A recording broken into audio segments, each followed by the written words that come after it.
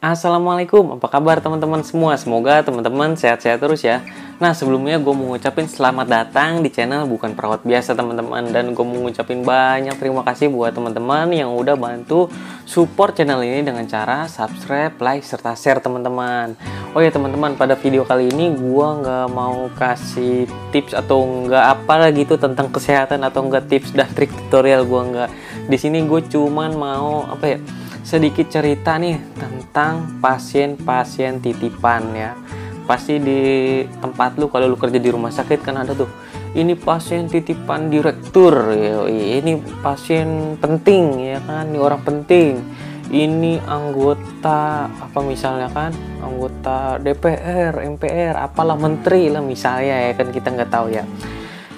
Jujur aja ya, ini sih opini menurut pendapat gue ya, gue nggak tahu deh kalau teman-teman ya. Ini gue ngomong tidak mewakili perawat ya, tapi rata-rata yang gue rasain mungkin sama dengan teman sejawat gue yang lain. Jadi teman-teman ya, ini buat orang awam nih ya, yang merasa orang penting ya, terus tiba-tiba dirawat di rumah sakit gitu ya. Gue pribadi ini kebanyakan mereka yang mengatasnamakan titipan ya, atau enggak ininya direktur lah apa ya, gue sih jujur aja ya nggak terlalu seneng gitu ya kalau ada pasien kayak gitu. Kenapa gue nggak seneng? Karena kebanyakan ya, nggak semuanya nih ya, tapi kebanyakan suka mengintervensi tenaga kesehatan ya, gue tekenin ya, suka mengintervensi tenaga kesehatan ya atas kemauannya sendiri. Dalam artian gini, bukan mengintervensi ya, sering komplain lah intinya, sering komplain.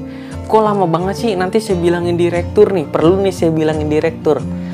Aduh, dalam hati gue nggak penting banget tuh yang kayak gitu ya. Gue pribadi ya, gue lebih seneng ngelayanin ya, karena gue kerja di pelayanan kan pada saat itu ya, ngelayanin ya. Gue sendiri paling seneng ngelayanin orang yang biasa-biasa aja. Bahkan gue paling seneng kalau ngelayanin gelandangan ya, bersihin BAB-nya di tempat tidur, bantuin ganti pampersnya ya kan, gue paling seneng kalau yang kayak gitu. Nah tapi kalau gue sendiri ngelayanin orang yang notabene titipan ya, apalagi kalau banyak maunya ya, gue udah enak banget ya, gue udah enak banget sama yang kayak gitu. Kenapa? Ada loh, pernah kejadian gini.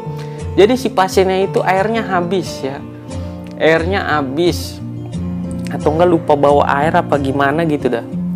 Dia komplainnya bukan ke perawat, padahal kan ada ya di ruangan itu kan yang tombol telepon itu yang buat manggil kan, itu kan ada tombol bantuan. Akhirnya dia komplainnya kemana? Ke manajemen, ke direktur langsung, coba ke kabit keperawatan. Waduh, kata gua, maksudnya apa yang kayak gitu ya? Itu kan gak penting ya, padahal itu hal sepele. Udah gitu kalau yang paling sering terjadi di rumah sakit ya, abis itu perawatnya lah disuruh bikin kronologi, silakan booming ya, kita sesama sejawat jadi emang gini-gini gitu-gitulah, nggak penting menurut gua. Tapi ada juga perawat yang kalau ada pasien titipan gitu ya, ada pasien bawaannya siapa gitu kan, bener-bener dilayanin, ini turutin bego, ini turutin ini si pasien ini, nanti kita ini. Kalau gue sih ya, kalau gue pribadi itu nggak penting sama sekali, menurut gue nggak penting. Buat apa gue ngelayanin ya? Gue sendiri, gue pribadi itu udah disumpah ya, tidak membeda-bedakan intinya lah ya.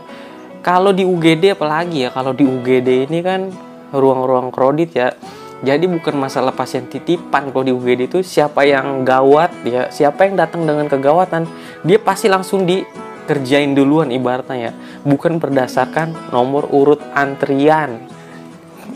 Nah gitu. Terus juga yang paling sering itu ya kayak gitu aja sih, pasien titipan kebanyakan komplain. Gue pribadi dulu pernah kejadian ya, ini nyata banget ya. Jadi ada pasien, gue akuin dia pasien orang biasa dah gitu ya, udah gitu DM kan, dia sering banget ke tempat gue kerja itu berobat ke situ, sering banget dah, sampai pun gue kenal namanya ya, pasien ini nih, pasien ini keluhan ini nih ya, emang kakinya gangren gitu kan, datang 1:30 malam.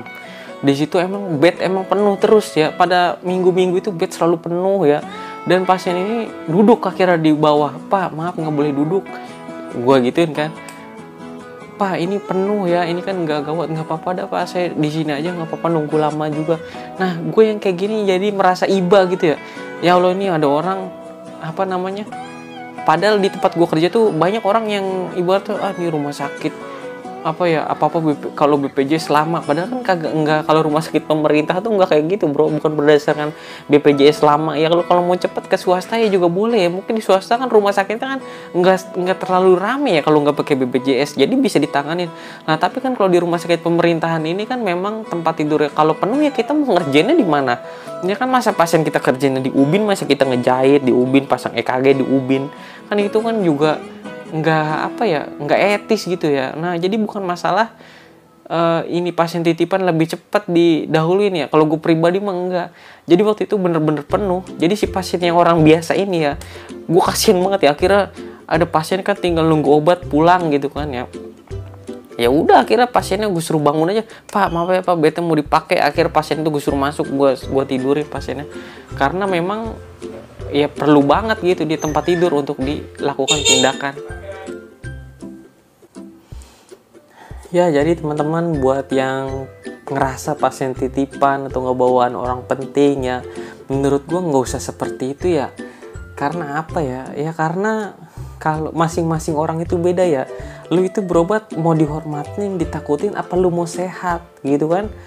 Coba sekarang kalau lu sendiri berobat pengennya dihormatin, ditakutin, tapi yang ngerawat atau enggak yang yang ngerawat lah intinya petugas kesehatan ya, karena lu perintah begini begitu ya, dengan kata-kata lu yang nggak etis gitu ya, misalnya ya kan mereka juga dongkol juga nih, orang bukan cepet sembuh aja gitu kan. Ya kalau disumpahin ya bagus cepet sembuh ya, kalau syukurin lu sesak napas ya misalnya ya, hati orang kita nggak ada yang tahu loh isinya.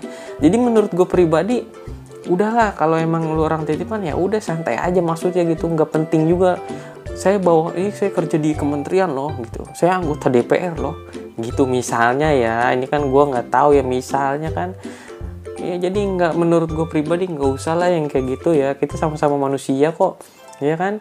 Ya udah kita kerja ya, maksudnya gue pribadi ya kalau kerja ya kerja ya sesuai SOP gue ya, mau dia pasien bawaan kayak mau dia orang biasa kayak.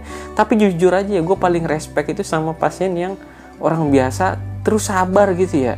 Orang biasa sabar, apalagi gelandangan ya, kita biasa bilang Mr. X ya, atau orang gila dah, orang gelandangan gimana sih yang gak ada keluarganya. Justru gue seneng tuh kalau ngelayanin yang kayak gitu. Kenapa? Dalam artian gini ya, kadang gue juga lucu juga ya, kadang kan kalau orang gila itu kan ngomong ya gue sawatin, oh gitu Pak emang gimana ceritanya ya kan, gitu jadi buat suasana happy sendiri. Jadi tergantung kitanya juga ya. Tapi gue lebih respect sama orang-orang yang biasa aja ya. Terus kalau ngobrol gue juga nyambung kalau sama orang-orang biasa ya. Maksudnya kan kalau orang-orang tertentu yang ngerasa dia punya pangkat, jabatan ya kan, suka meninggi lah ngomongnya ya. Nggak semua orang kayak gitu ya, tapi ada. Nah gue nggak suka lah, gue pengen cepet-cepet pergi aja, ngasih obat udah gue pergi gitu aja. Ya mungkin itu aja sih ya. Jadi buat orang-orang yang ngerasa orang penting gitu ya, jangan terlalu bangga sama diri lu bro ya. Perawat, petugas medis itu hanya perantara ya, perantara untuk kesembuhan diri lu sendiri. Yang nyembuhin itu Allah ya. Jadi alangkah lebih baiknya kalau lu itu nggak bawel ya kan, nggak menjengkelkan. Nah kan petugas yang ngerawat lu juga pasti kan akan mendoakan yang baik-baik. Beda ketika kalau lu dongkol, bikin orang dongkol, ngeselin, dikit-dikit lapor ini, lapor itu, padahal kita juga bekerja udah sesuai SOP, tapi lu nya maunya dilayanin bener-bener terfasilitasi ya kan. Nah gitu ya. Kalau ruangan lu di ruangan swasta kelas VVIP ya nggak apa-apa kalau kayak gitu ya, karena kan kalau di swasta ruang VVIP perawatnya mungkin satu perawat satu pasien. Tapi kan beda ketika lu masuk ke rumah sakit pemerintahan, apalagi pakainya BPJS kelas 3. BPJS kelas 3 misal perawatnya 2 ya kan, ya jangan 2 lah, perawatnya 4, pasien 40. Coba lu bayangin ya kan, 1 berbanding 10. Ya mungkin gitu aja sih dari gue ya. Ya semoga bisa bermanfaat. Nah buat orang yang biasa aja juga jangan berkecil hati. Ya kita sebagai tenaga kesehatan justru lebih menghargai orang yang sabar. mau orang biasa kayak mau orang besar kayak gitu ya. Jadi kita bekerja itu sesuai SOP, bukan berdasarkan titipan gua pribadi. Kurang lebihnya mohon maaf. Wassalamualaikum warahmatullahi wabarakatuh.